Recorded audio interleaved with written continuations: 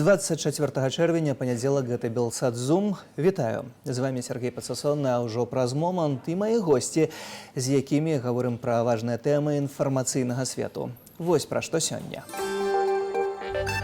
Страляніна, напады, загінулыя і параненыя. Драматычныя падзеі напярэдадні ў Дагестане. Абвешчаная трохдзённая жалоба. А таксама праводзім паралелі султанату Рамзану Кадырова з іншымі стаўленікамі Масквы на постсавецкай прасторы. Дата ў сучаснай гісторыі. 35 гадоў таму у Вільні прайшоў першы ўстаноўчы з'езд Беларускага народнага фронту «Адраджэнне». Каля 20 загінулых, больш за 30 параненых. Нападнікі ліквідаваныя. Такія вынікі здарэння і нападу на дзве праваслаўныя святыні, ды сінагогу і страляніну ў Дагестане напярэдадні. Абвешчаная трохдзённая жалоба. Нападнікі падпалілі сінагогу і царкву ў Дэрбенце. У абодвух выпадках выбухнуў пажар. Адначасова з гэтым адкрылі агонь. Сярод забітых святар, якому, як паведамлялі, перарэзалі горла, і ахоўнік царквы. У Махачкале нападнікі забарыкадаваліся ў храме і вялі бой адтуль. Паводле папярэдняй інфармацыі загінулі 19 чалавек, 15 з іх праваахоўнікі. Прынамсі 6 нападнікаў ліквідаваныя. Некаторыя ў Расіі абвінавацілі ў тэракце заходнія спецслужбы. Між тым, трое з ліквідаваных злачынцаў апазнаныя як сыны і пляменнік кіраўніка аднаго з раёнаў Дагестану. Чыноўнік затрыманы. А з нами на відэасувязі чеченский правооборонца, активист Абубакар Янгулбаев. Добрый день. Да, здравствуйте. Абубакар, то, что произошло в Дагестане, как вы это оцениваете? Потому что некоторые говорят о том, что нельзя говорить о террористах, нельзя говорить о теракте, потому что речь идет о оккупированных территориях Россией.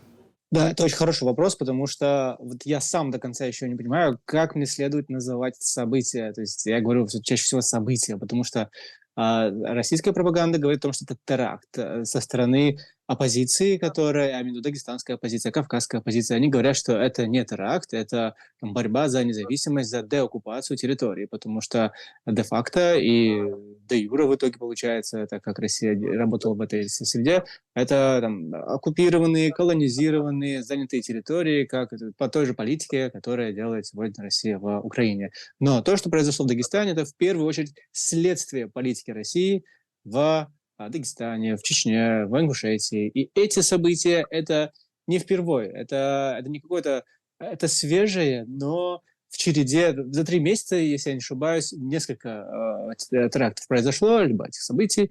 И в Чечне они происходили, и в Ингушетии. И эти боестолкновения сейчас стали некими буднями, кавказскими буднями, когда, допустим, пограничные территории с Украиной в России, их будни уже, когда там летают квадрокоптеры, либо другие летательные аппараты. Вы упомянули Украину, и некоторые политические силы, пропагандисты также пытаются приплести здесь украинский след в Дагестане также. Зачем это делается и насколько это эффективно? Они просто берут тот же шаблон, который был, когда была российско-чеченская война, и везде видели чеченский след. Некоторые даже оппозиционные политики, российские оппозиционные, некоторые все еще видят тот же чеченский след там в прошлом, который был. Но надо понимать, что то, что сегодня произошло в Дагестане, участники там, со стороны, которая была против силовых структур, в них же участвовали дети чиновников, местных чиновников. Они были там. То есть, например, 2 сына главы одного из муниципалитетов.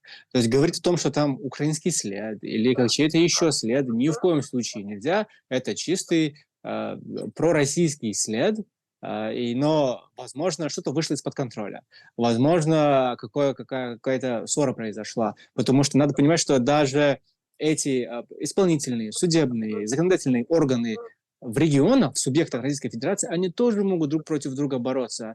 И поэтому Кадыров сегодня выступает в части такого можно сказать, человека, который хочет сказать, что он смог централизировать власть под себя одного, у него все под контролем, вот таких свобод, как у вас, нет, а в Дагестане действительно с этим небольшой, я не знаю, беспорядок, потому что там и пикеты происходят, там и митинги происходят, там и там один отдел полиции может как-то враждовать с другим отделом полиции. То есть там некая такая децентрализация.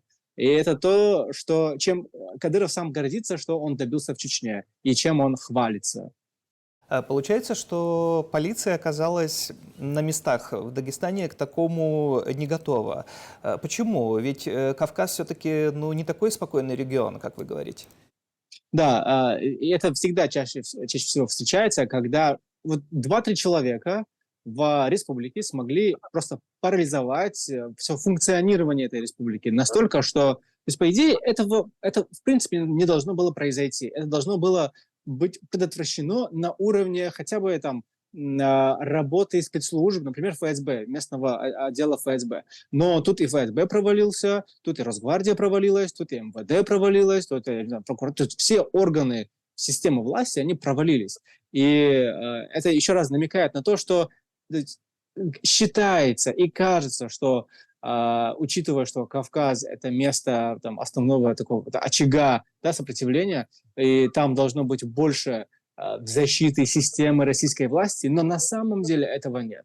Учитывая, что на фронт также отправляются войска из Кавказского, так скажем, части Министерства обороны, но вот эти события, которые происходят, они показывают, что да, брешь в Кавказе есть, и она не маленькая. А что касается межконфессионального конфликта, потому что здесь были захвачены 2 храма, синагога, может ли эта ситуация повлиять на дальнейшее, скажем так, углубление вражды межконфессиональной?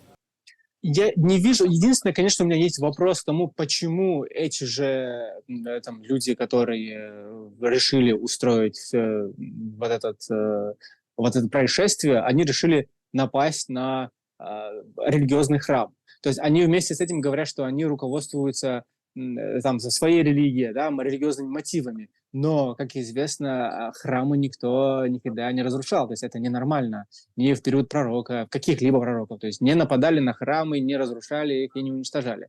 А тут и не трогали таких людей, чаще всего, кто действительно искренне идет такой идеей религиозной. Это, наоборот, навевает некие мысли какие-то, то есть непонятные. Я, честно говоря, сам для себя даже не могу ответить до конца, учитывая, что в Дагестане есть очень неслабая еврейская, иудейская община, сообщество, в том числе и христианское. Там на главном президентской, ну или площади администрации, да, Дагестана, сразу же 2 храма рядом стоят, и мусульманский, и христианский. В том числе в Дербенте один из самых старых храмов. То есть вот этот вопрос, он, конечно, меня немного вводит в сомнение, почему вот они решили, не нападать, например, на ОМВД, на отдел полиции, на отдел ФСБ, на отдел Росгвардии. Наверное, еще подробности эти будут выясняться. И еще один момент, который меня интересует, может быть, ослабление российских сил в Украине может привести к еще большему количеству похожих ситуаций, потому что разные группировки будут чувствовать, что у российских государственных сил не так много возможностей. Да, это проблема для России, проблема очагов сопротивления. То есть мы не говорим о каком-то мятеже, да, несмотря на то, что сегодня годовщина Пригожинского мятежа, да. Да, то есть я не говорю сейчас, вот, встанет Кавказ и все, вот. Нет, не в этой части, но вот такие вот точки, то есть очаги соприкосновения противоборствующих сторон, как прогосударственные и антигосударственные, не прививая этому какие-то определения, да, хороший или плохой, они будут нарастать. И они растут с начала как раз-таки войны в Украине. Они растут не только то есть на поле, так скажем, боя, да. Сегодня же то, что было в Дербенте, тоже некое поле боя, это тоже некая такая война маленькая, учитывая, что был введен КТО, и вся республика была парализована, целый регион страны. Но в том числе и в политическом правовом сегменте тоже идет борьба. То есть, допустим, в чеченской среде растет это направление политической оппозиции. И люди, которые раньше представляли оппозицию, стали сегодня сильнее. Они находят новые пути, новые выходы, соприкосновения с уже политиками европейских стран и тех, кто выступает против России, российской и за российскую деколонизацию. Собственно, вот еще одна тема, которую я хотел с вами обсудить, это фильм, который появился на прошлой неделе. І, уласна, спадарства, вось гэтая тэма. Лаяльнасць коштам мільярдаў долараў, на якія ўтрымліваюць 14 дзяцей, 4 жонкі і сотні наложніц і жыццё султана. Незалежнае выданне «Праект» выпусціла фільм расследавання, прысвечаны кіраўніку Чачэніі Рамзану Кадырову. Назва сімвалічная, поўная крыві біяграфія.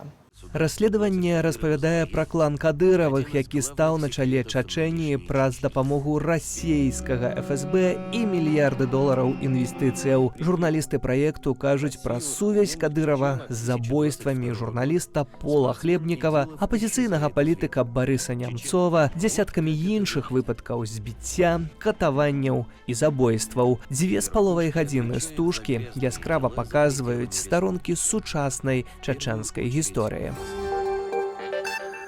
Бубакар, грязь, после которой хочется принять душ, злость, что ничего нельзя сделать. Какая ваша реакция на эту ленту? Моя, на самом деле, реакция у меня была положительная. Не потому, что я это увидел, и мне мерзко стало. Мне мерзко было всегда, потому что чеченцы и Чечня видела это все это время. То есть... Но вы это ощутили на себе, и ваша семья тем более. Да. Да, совершенно верно. И, то есть, но я испытал небольшую радость за этот фильм, потому что наконец люди увидели. Наконец люди прозрели. У них хотя бы есть возможность прозреть. И потом не будет возможности сказать, а я не знал или не знала, а я не видел. Нет, все, уже никаких оправданий нет на эту тему. Все четко увидели, каждый, как минимум в поверхностном смысле, все основные главные преступления Кадырова, за которые сами чеченцы его обвиняют, ругают, за что хотят отомстить, там, не хотят его вообще видеть у себя на родине и не хотят, чтобы он представлял Чечню, потому что по его образу судят и по всем остальным чеченцам. Это такая... У чеченцев еще есть некая борьба с этими стереотипами, которые появляются вокруг Чечни из-за Кадырова. То есть он, представляя республику, да, как глава республики, но он ни в коем случае не отражает ни нрав, ни традиции, ни сам народ, и он не является волеизъявлением народа. Но, конечно, посмотреть советую всем, но не делать вывода о том, что все чеченцы такие или все чеченцы такая. Иметь в виду, что Кадыров – это проект Путина, это его лабораторная крыса, которую он использует.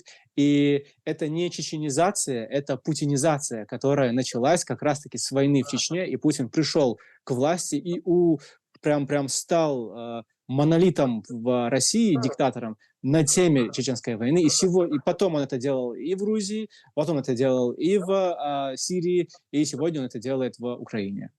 С Украиной все не так просто получается, как думал Путин. Сегодня Евросоюз объявил о санкциях против России, и есть в этом списке также мать Кадырова. Как вы думаете, это заденет Рамзана?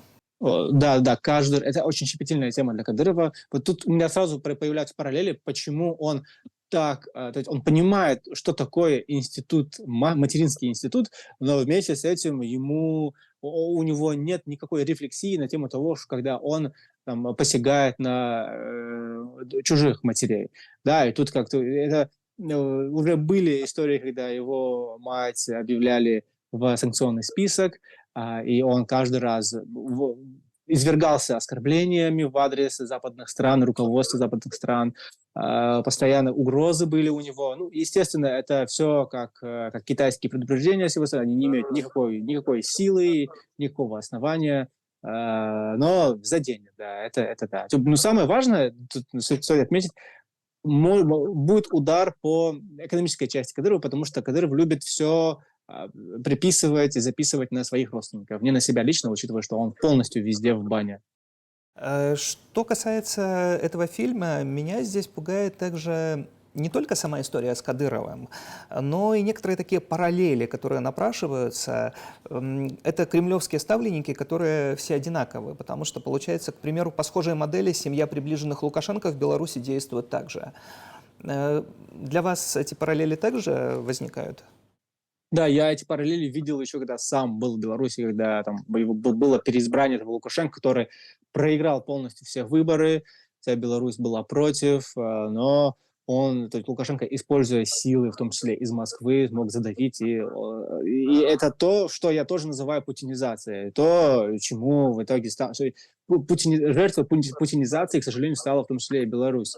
Плюс еще как это используется, как используются все ветви власти, как их централизируют, как вообще убивается права, институт прав и свобод человека. И еще тогда, когда мы обсуждали с одним из политиков, белорусских политиков, было сравнение у меня с ним, я говорил, что вот в Чечне также, вот точно так же. И он давал сравнение о том, что есть единственное различие, что в Чечне уровень насилия, он всегда имеет какой-то, да, в какой-то части стоит, а вот в Беларуси его может не быть, люди могут от этого обманываться, что у них есть какие-то права и свободы, выступать за них, и резко повышается уровень насилия, и люди не понимают. Вот для Кремля Виктор Янукович, обычный уголовник, по сути, также приемлем для Украины именно по такой же схеме получается? Да, это и был же план Путина с самого начала. Он же поэтому пошел брать Крым обратно, когда у Януковича не получилось переизбраться, когда опять украинцы рогом стали против того, чтобы был какой-то путинский чиновник. Это такая же история была, как там тоже Чечню поставили кадыровцев, да, Кадырова и его клан, и через них управляют. Да, потом возникает, получается, ведется гибридная война, и так далее, и так далее. И даже сейчас, когда используется Лукашенко, в том числе Путиным, используется Лукашенко, и теперь понятно, почему он его удерживал, почему он его оставил, для того, чтобы также захватить Украину и там поставить своего человека, взяв Киев. Но тут опять украинцы стали рогом против и смогли отобороняться и продолжают это делать. Абубакар, ваша личная история – это также история преследования семьи. Ваша мать, по сути, в заложницах, которая осуждена на 5,5 лет, да? И вы говорили о том, что готовы обменять себя, да, свою свободу, но никакого ответа не получили. Как вы думаете, устранение Путина может чем-то помочь в этой ситуации, изменить те проблемы, о которых мы говорим? Или это слишком большая, глубокая, системная проблема? Самые главные проблемы, которые звучат, которые резонансные, их удастся исправить, это очевидно. И без вылечения этих проблем, без исключения этих проблем, так скажем, мир не примет, тот самый развивающийся мир, да, он не примет Россию, новой России все равно придется меняться. Но системность этих проблем, в перспективе невозможность обратного возвращения к диктатуре, что вот можно будет ли побороть эту тенденцию возвращаться к диктатуре, когда ты уже освободился, как было, например, после распада Советского Союза, и Россия вроде бы строила демократическое либеральное государство, но опять вернулась к диктатуре и полной тирании, да, на самом деле. Вот побороть вот это тяготение к диктатуре, вот это, я не знаю, вот это тут у меня сомнения, честно говоря. Спасибо вам. З нами на відеосувязі чеченський правооборонца, активіст Абубакар Янгулбаев з Спадарства.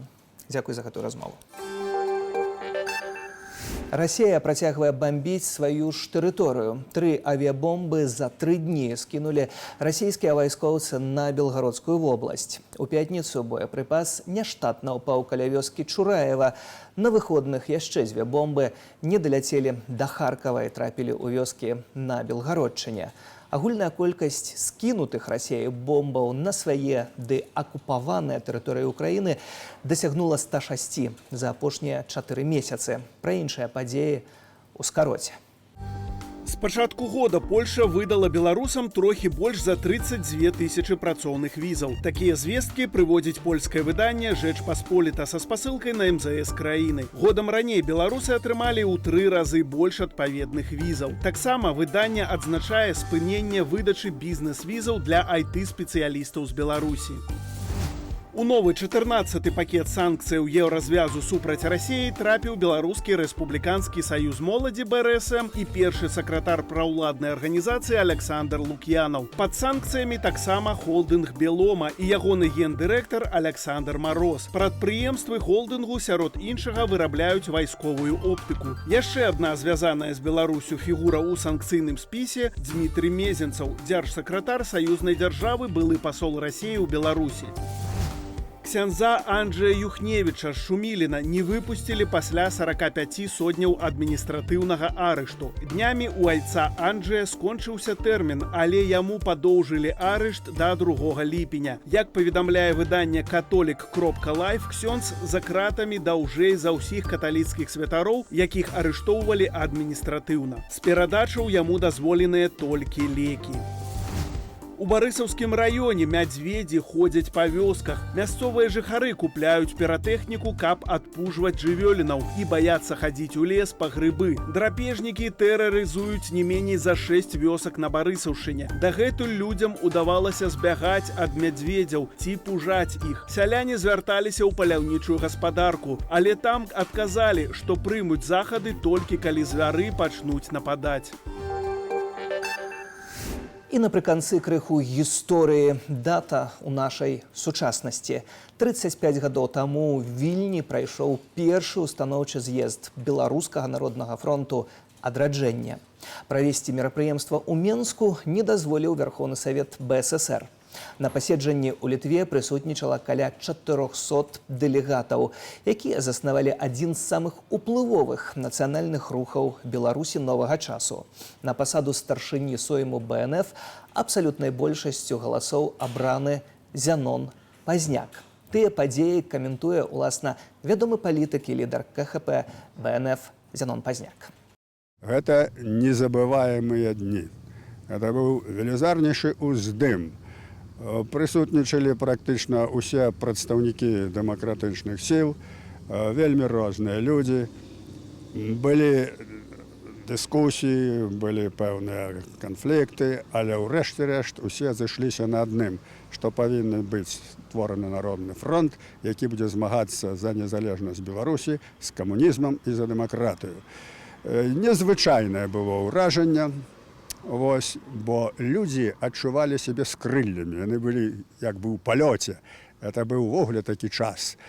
І вось гэтай пасіянарнасці такой людской, но цяжка дзе-небудзь было заўважыць. Я быў на з'ездах розных фронтоў, быў і у Латвіі, быў в Эстонії. Но яны людзі болей рацыянальныя, яны ўжо ўпэўненыя, яны спакойныя, а ў нас гэта віватавала. Людзі былі вельмі задаволеныя, што яны змагаюцца за свабоду. Дзякуй за сёння. Для вас працаваў Сергей Пацасонны. Зычу добрага вечара і да сустрэчы ў эфіры.